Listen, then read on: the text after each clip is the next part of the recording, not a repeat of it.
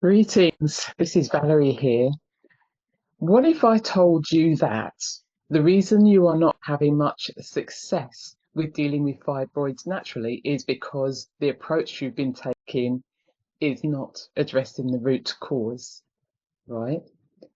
What I see most women doing is in their attempt to shrink and eliminate fibroids with herbal supplements is that they have absolutely no idea what they're actually dealing with, right? So today I'm going to show you what the underlying factors are for the growth of my fibroids, which I didn't realize. And I can tell you now, my report showed me things I was totally unaware of. I was not expecting to see them at all, right? So many women fail to heal themselves when following the natural route simply because they are following the trial and error approach. And this is something I see a lot of, right? So, what they do is they tend to hop on the internet, find supplements that promise to slay or eliminate or shrink fibroids. Then they get disappointed when it doesn't work, right? That's when they start blaming natural healing. Okay. But what you've got to remember that fibroids develop over many, many, many years. Yeah. You cannot expect to get rid of fibroids just by taking herbs and supplements. And it's going to take much more than that, if at all. And in most cases, it will require surgery. And I'm going to be totally upfront and honest about that because fibroids are hard tumors, benign tumors. They are hard and they can get really big and really distort the womb, right? So I'm saying all this because it's exactly what I did back in the day when I started on this journey back in, was it 2017? And that's when I began my natural healing journey, right? Because prior to that, I have had two surgeries, which is why I'm not against surgery. Okay, I'm not against surgery at all, um, but I am all for preservation of the womb because there is a way, if doctors had enough skill or they were trained enough, where they can actually remove fibroids to the point without removing the uterus, and that is possible. And there are steps you can take to ensure that they won't grow back. And so, like I said, I've had two surgeries, but none of them made a difference to the symptoms I was experiencing, one of which was the heavy menstrual bleeding, which caused a severe anemia, right? And of course, I had clots the size of my hands as well, and that was another thing. Like I said, I was severely anemic. It was really bad. Okay, so in 2017, I ended up in A&E because I knew something was wrong. I was constantly exhausted. I was suffering from heart palpitations. I could barely walk up the steps um, without gasping for breath. So when I had a blood test, they said my blood count was super low, that I needed a transfusion. And I thought, oh, hell no, I don't want that.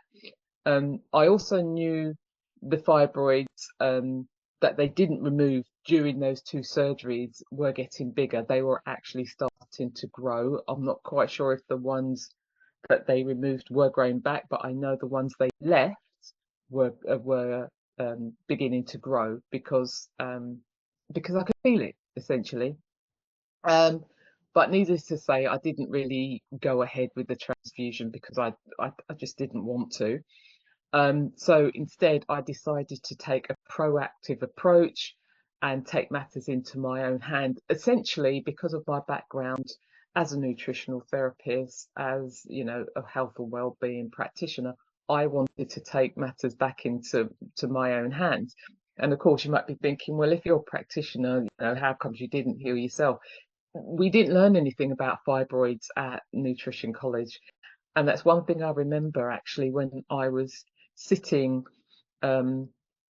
in one of our lectures, in one of the classes, and I recall quite distinctly that we were talking about endometriosis and PCOS and all these other issues, but not once were fibroids mentioned. So I left that course pretty much still not knowing how to help myself. So that's in a quick synopsis of that. So that's why many years later I thought, you know what, there's got to be something I can do. And I'll say this probably throughout, and I'll keep repeating myself that in most cases surgery will be required because, like I said, these things are hard and they're going to be very difficult to deal with naturally. Yeah. So, but like many women out there who wanted to avoid losing their wombs, I did a lot of research. Again, I did what most women do. I looked at supplements. I was already eating quite well. I was looking after myself. I was working out. So those kind of general health and wellness things weren't really an issue. Okay. And what you think is like, well, okay, I'm doing all the right things. So why the heck am I suffering? What's going on? Okay. But I was determined to conquer this myself. I was just so determined. It was in my head, yeah. And I moved ahead anyway. So I started on this, like I said, in 2017 because that was after the hospital appointment. Actually, it was while I was at hospital where I decided, right, I need to just do something about this. So let's fast forward a year. Around, I think it must have been the end of July, coming into August, summer of 2018. Guess what? Nothing had changed. Nothing. I was absolutely distraught. Um, the heavy bleeding was still heavy, if not worse than the previous year. And I got so upset I stopped eating. I stopped eating. I wasn't interested. I thought, well, what's the point? I'm doing all this good stuff and it's not working. And I just spiraled into a deep depression. I really did. Um, so the trouble is that didn't really help because I lost a lot of muscle mass and I haven't been able to regain it since. But that's another subject for another day. Um, so instead of kind of giving up, I thought, you know what, let me stop what I'm doing, which I did anyway, and I took a couple of weeks out to reflect on my next move. Um, and I thought, okay, one thing I know to do for sure is to get some help, and I think that may be the wisest thing to do. There was another holistic practitioner I knew, and she knew of somebody else who was also a natural health practitioner. So I asked her for a referral to him, because I knew that he could do some kind of scanning on me, and because essentially I needed to find out exactly what was going on. Um, and that's what I'm going to share with you. I'm going to share with you that report from that scan. Um, but essentially, I wanted to do that because I needed to know exactly what I was dealing with. And this is the mistake I see so many women make, actually, is that um, many fail to seek the help they need that will allow them to focus on the actual causes. And this is the key. See, I bang on about this all the time, and sometimes I feel like it's just not landing with people. Um, but what I do see is a lot of trial and error to the point where things do get worse, and then women have no other option but to get surgery. And because that's exactly what happened to me. So I'm not sharing with you anything that I didn't do because I see so many other women do it. Okay. swapping pills for supplements might work for some people. Changing diet, just doing the general things that I was doing will work for some because their issues aren't as bad. But mine stemmed from a long line of stuff, included emotional issues as well. Women want to understand why they get fibroids, yeah. Um, but then they don't seek the help they truly need. And when they do, and the person they are working with may not necessarily have a clue themselves, you see. So when they do see, because I've seen that as well. It's when women say, oh, well, I was working with this, I don't know, whoever it was, holistic practitioner or functional medical doctor, but it was clear they didn't know what they were doing. And to be honest, it's the results women are opting for at the end of that, because they're not getting the help they need, they're not getting the information they need, they're none the wiser whether they seek medical help or holistic help from some practitioners who don't really have experience in this area. They end up none the wiser and end up opting for the very procedure they were trying to avoid, because things have got that bad they've got no choice but to have everything removed, which I know for a fact can be avoided. You can have surgery without having to remove it in everything, unless of course that's what you want. But I know there's lots, I'm speaking to women who don't necessarily want that. So if you're a woman who wants to know what the natural route is, especially if you're suffering with heavy bleeding, then you'll definitely want to learn more about this. Okay, so let's just carry on. Okay, so this is how I started my fibroid healing journey, and yes, I made blunders along the way, which I've already shared with you.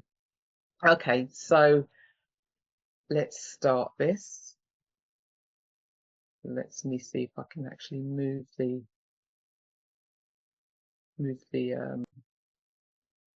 oops.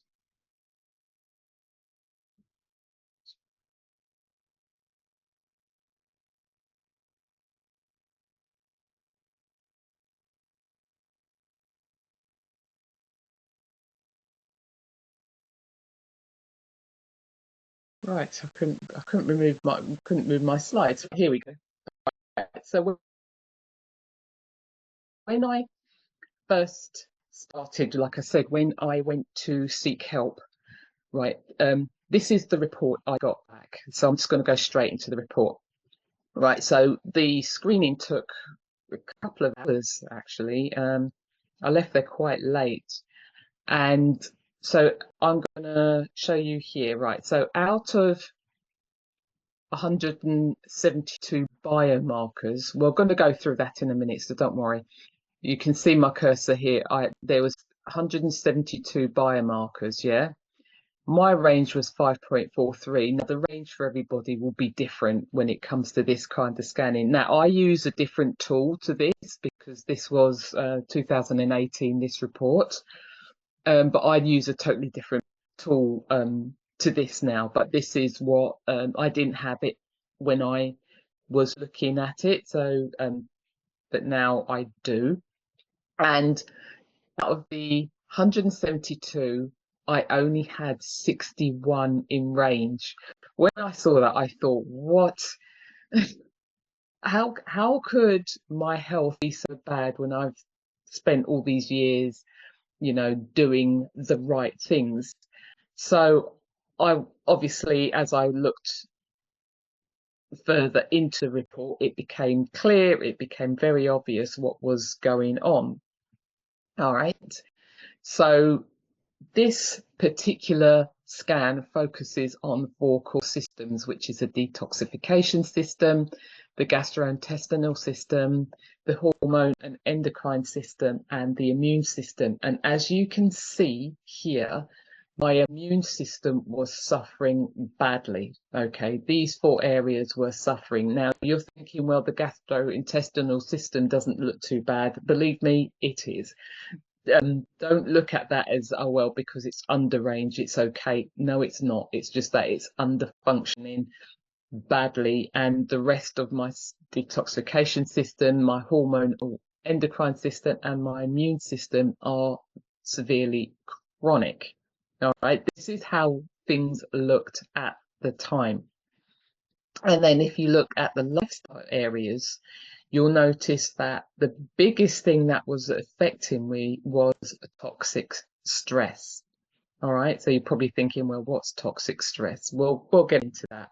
So I just wanted to point out to you that the reason most women fail to deal with their fibroids or the heavy bleeding, um, or all the other symptoms naturally is because this is what they are not seeing. This is why I'm sharing this.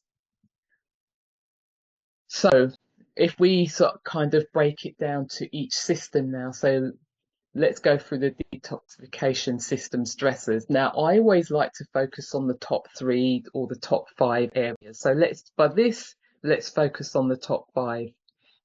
Right, so now we're getting into the details here, and you can see clearly that the thing that was affecting me the most was molds and fungus. Right now, that really did make sense to me when I looked at this report, and I thought, yes, that makes sense, because a couple of years prior, must have been at least 2-3 years prior, I actually had an issue with mold breaking out in my bedroom in my flat that I was living in at the time. And I had a really big issue with mold and fungus because I was on the ground floor. What was happening is that during the winter, I couldn't open the windows because obviously it was too cold. And when I went out to work, all the windows and doors had to be kept shut, so I couldn't aerate the place. So over time, especially in the bedroom area, mold developed, and in the bathroom as well, because there was no windows in the bathroom.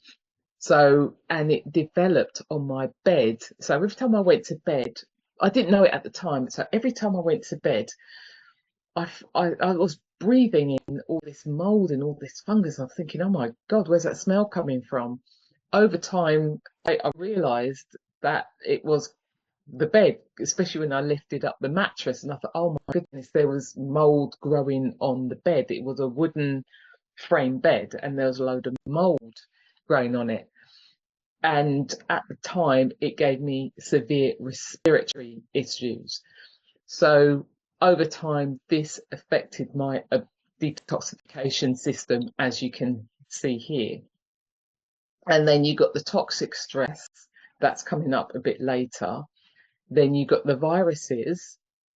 Then you got the pesticides and insecticides, and I think that was coming from the food I was eating. And then get this, look at the emotion that was coming up there, which was anger. Now, the thing about emotions is that that's something we know that affects us, but we don't realize how much it affects us. When I saw that, I thought, well, where's that anger coming from? Is that mine or is that somebody else's? Because funnily enough, somebody else's emotions can have an impact on you. I didn't feel angry at the time, but I know I have spent many years being angry. So it wouldn't surprise me if there was still some of that element or that energy trapped in my muscles, and that's what it was. But those are the top 5 things, and I thought when I saw that, yes, I thought that makes absolute sense. So, and you can see the same is with my gastrointestinal system stressors as well. The gut function was severely impacted by fungus and mold. You see, I mean, the spores, they just get everywhere because once you breathe them in. And then the second one, the viruses, then you had the food additives, obviously coming from the food I was eating again. Then my pancreas was having issues, so that was to do with blood sugar regulation. And then you get the intestinal mucosal membrane, which was compromised, probably coming from leaky gut. So as you can see already, just from those two reports, I've got a whole bunch of things um, already showing. And when I saw this, I thought, this is making so much sense to me, because what it's allowed me to do is it triggered off memories. I thought, yes, I remember that. If I look at the food stressors, oh God, I was eating that at the time. And so that's what it was. And I know at one point I was absolutely addicted to chocolate coated rice cakes. So it wouldn't surprise me if that was part of the food additives. Then you got the hormone endocrine system stressors. Now, the biggest one here was essential fatty acids. Now, as if you know anything about EFAs, is that they're anti-inflammatory. So obviously there was a lot of inflammation that was going on in my body, and it was then due to the lack of EFAs, essential fatty acids, my endocrine system is inflamed. And also you've got the hormones, because a lot of people start, when they've got hormonal imbalances, for example, they start taking Vitex or black cohosh or whatever herb they start taking, but without knowing the root cause. And I'm going to bang on about that all the time. Without knowing the root cause, that stuff is this is why it doesn't work. This is why it didn't work for me. I didn't actually see all this, right? I couldn't see all this. So when I was taking supplements for a whole year, this is why it didn't work. Yeah. So then you've got the I can't pronounce that, but it's a hormone. It's like one of the precursors to all the hormones, pregnenolone or something like that. Then again, you've got the blood sugar issues with the pancreas.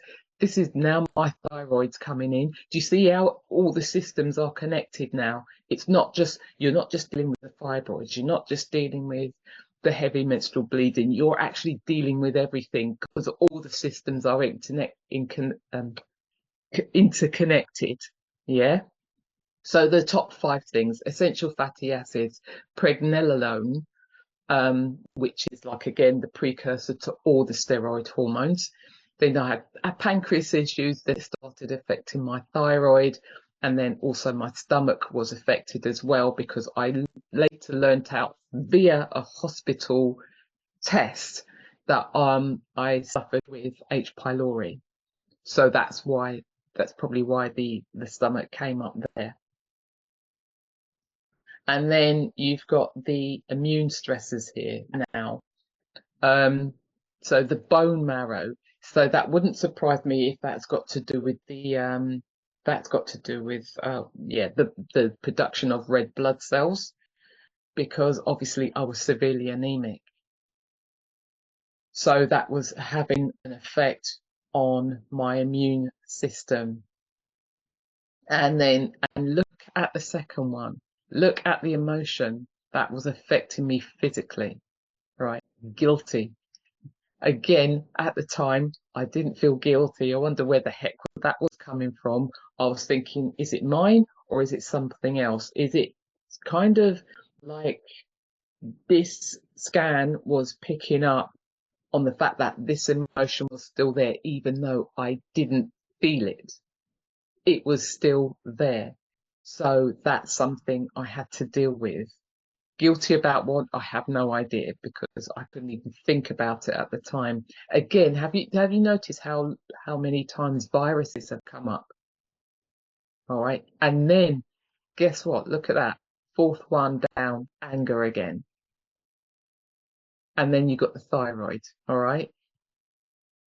We often really miss the emotions and how emotions can really impact us.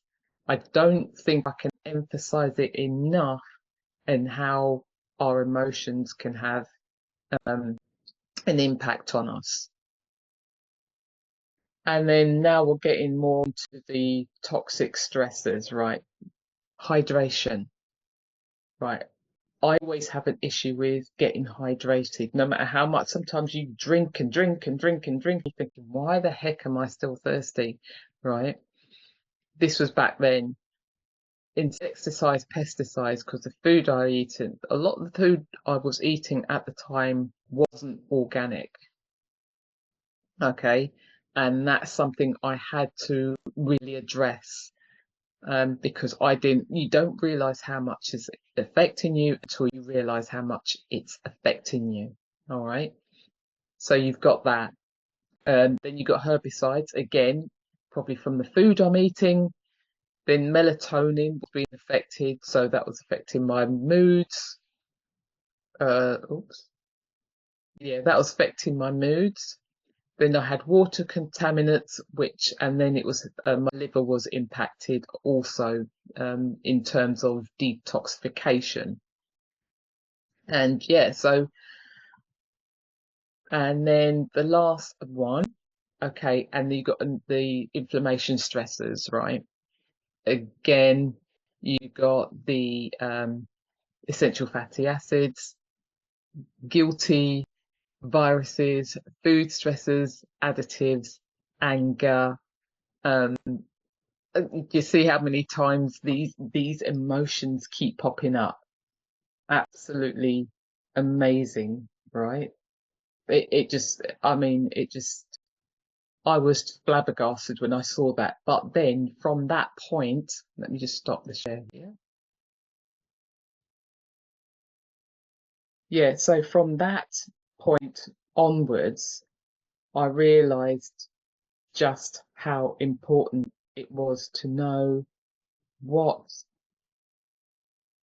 know what the underlying reason was. My intention was I wanted to know what's going on, and I certainly found out what was going on. But that report gave me the information that I badly needed to know how to move forward.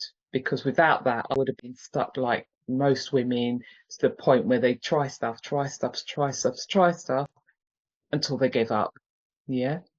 So I hope that gives you an idea of the kind of depth that you have to go to. This is what I do. This is something that I can do. Like I said, the reports, the tool I use is very different from this one now. At the time, I didn't have one, which is why I went to somebody else. Now I have a tool that's very different. And at some point, I will be sharing some of those reports with you so you can see exactly what it is you need to work on, because you do really need to take matters back into your own hands. So I hope that helps. And yeah, I'll catch up with you soon. And yeah, I hope that really helps you.